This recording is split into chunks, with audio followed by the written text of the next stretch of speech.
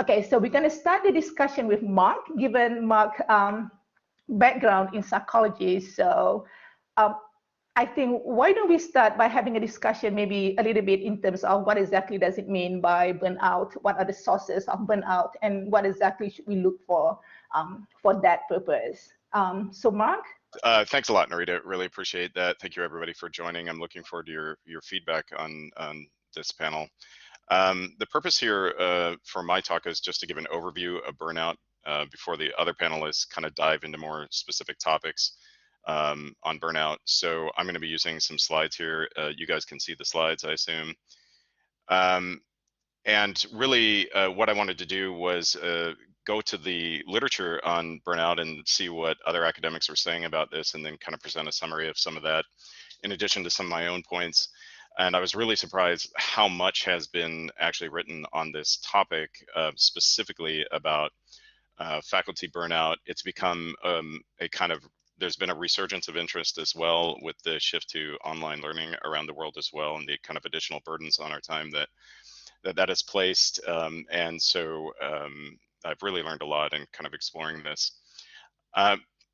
Please feel free to use the chat box while I'm presenting, but save verbal comments maybe until Narita opens the floor, because I have, I think, 5 slides here with information, and I might address one of your points along the way, and then we'll open it up at some point. So in looking at faculty burnout, there are, I think, internal and external factors. We can kind of break this down into, I'll talk about the internal factors first. And I've divided these into professional and personal factors that can contribute to or lead to burnout. So let's get started with professional. Some of these won't surprise you, and they may be actually really familiar, right? One is overcommitment, which I'm calling the bad habit of saying yes. This is something that many of us do, I think, and is one of these factors that we can control with respect to burnout, and yet it can be difficult to do so. I have had this happen to me multiple times, where I've been offered opportunities to collaborate with other researchers. These are interesting projects that they're proposing. I get excited about it, and I don't really think about how they're going to fit into my future timeline, my future schedule, my future obligations. I don't really carefully consider that. And so this is one mistake I see us making sometimes, is really committing to too much and not kind of foreseeing what our workload is going to be in the short term or long term.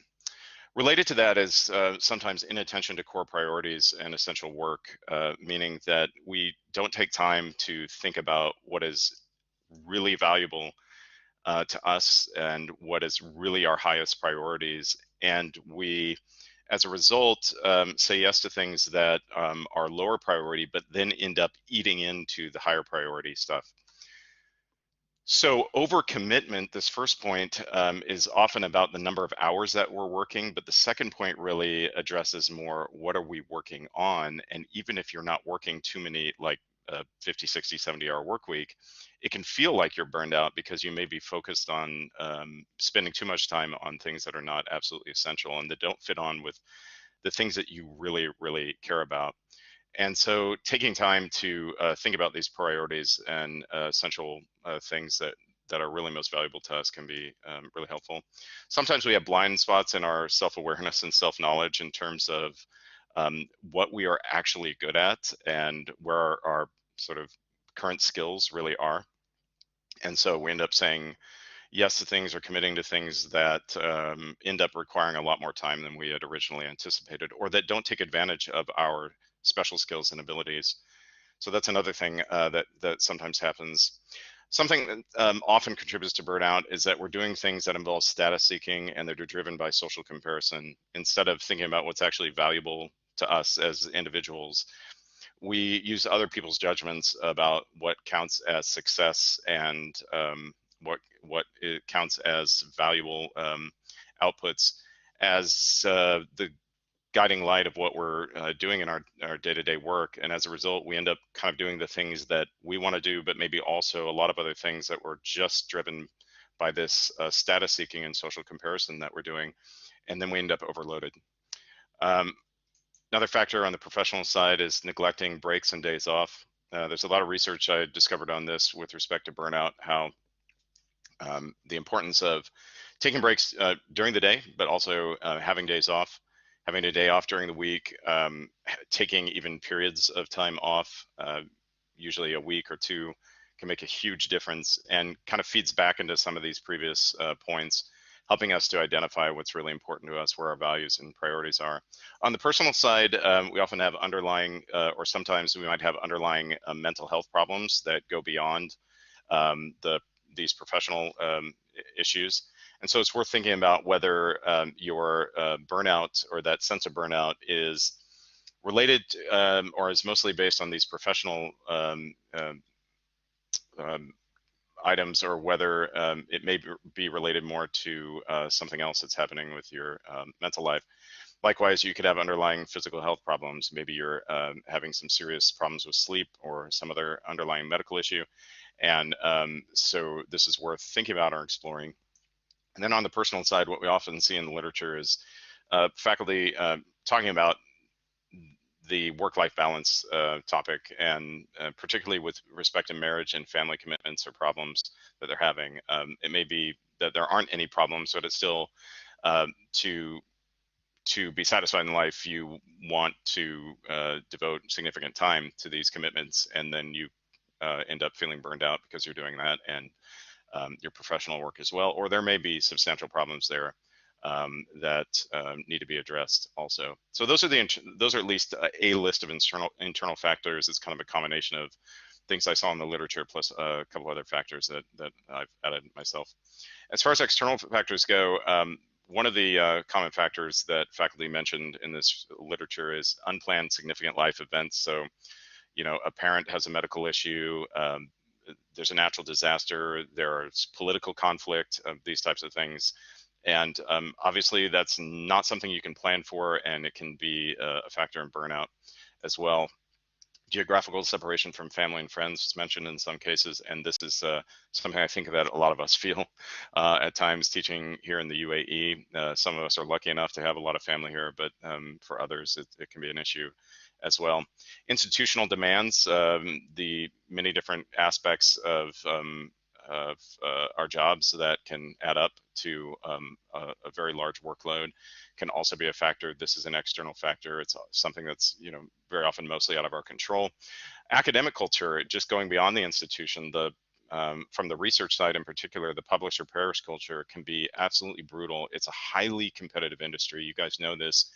And it's absolutely merciless when it comes to a topic like burnout.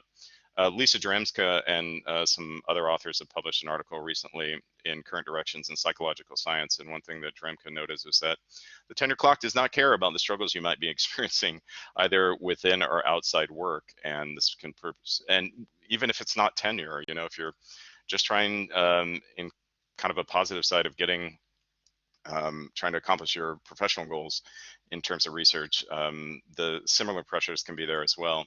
Institutional and government bureaucracy can be major factors in taking up our time in ways that we often feel are demotivating and unnecessary. And then societal complexity as well is an issue that I wanted to add here, which I didn't see mentioned in the literature, but I feel like it's a really major factor externally. This involves things like dealing with your visas and passports and IDs that you have to go take care of, your personal finance stuff.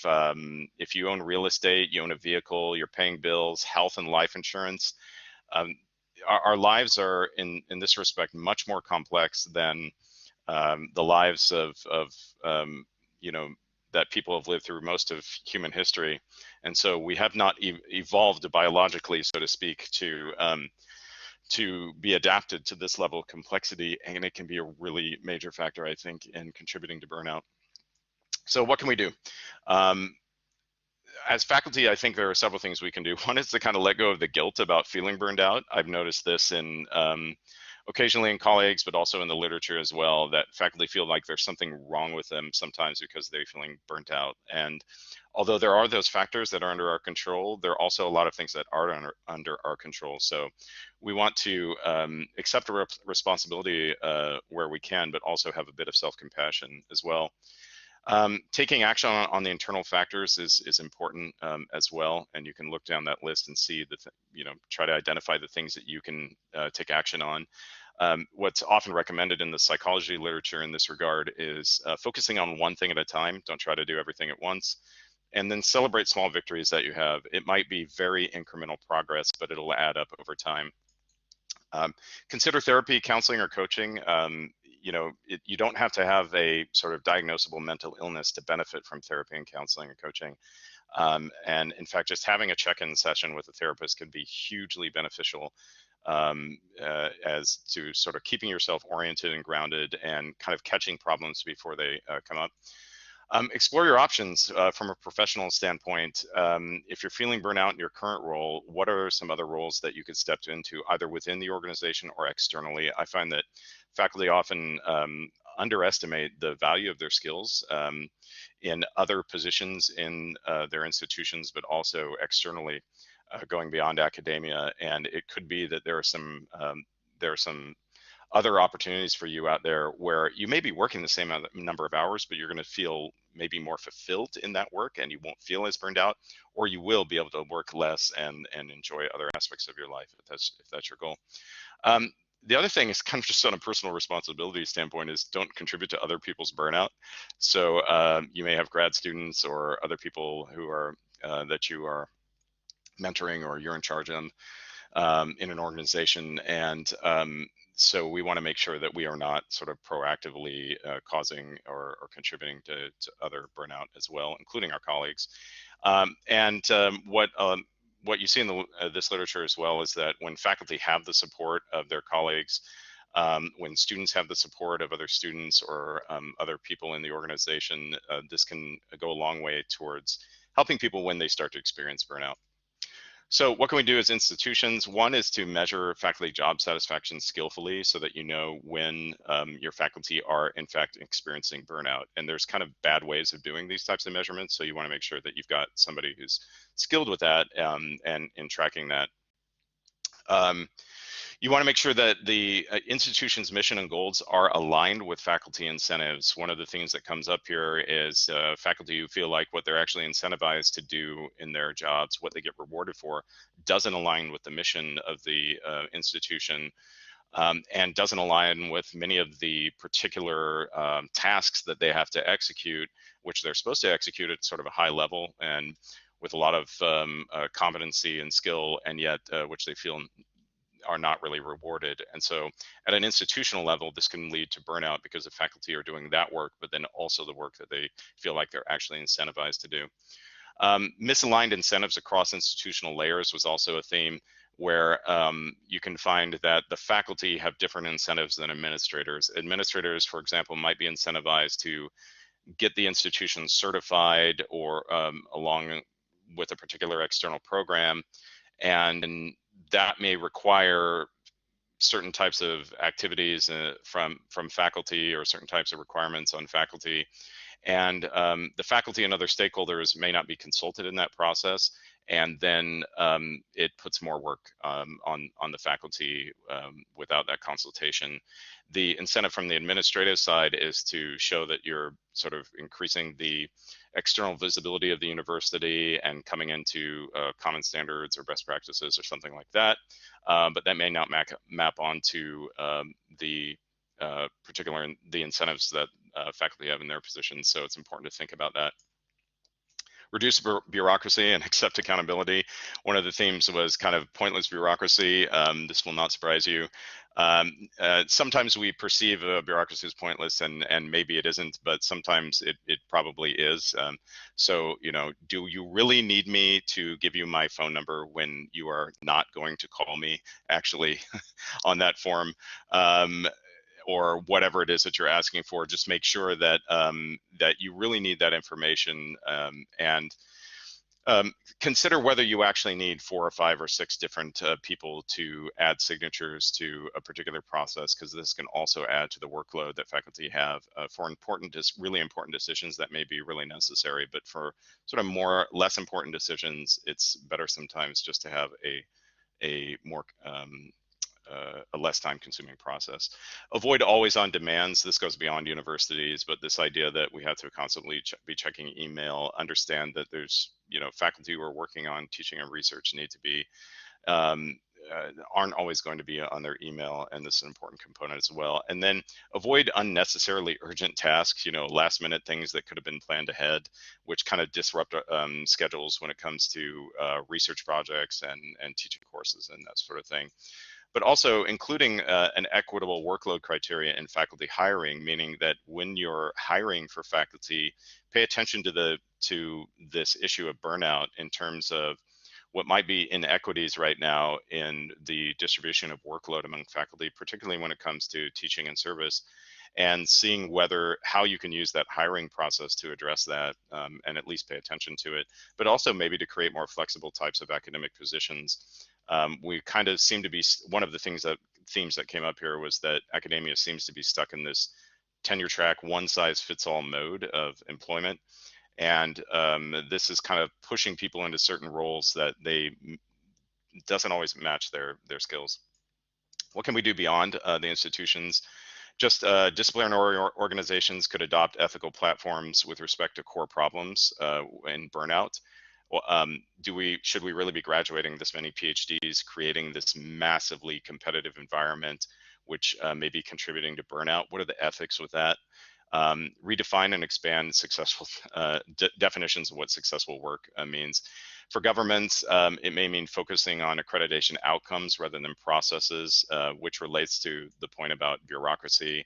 You want to track and minimize those requirements and allow institutional diversity and specialization so that people can feel more satisfied in their work. Again, coming back to this idea that it's not always about the amount of work that you're putting in. So thank you very much. That's kind of an overview of what I discovered in kind of diving into this, this topic. And I will also, if you guys are interested, I can also send you the slides, which has a few of the references for just a few of the sources that I've used, and a number of books that I've found people recommending to help faculty deal with burnout. Thanks a lot.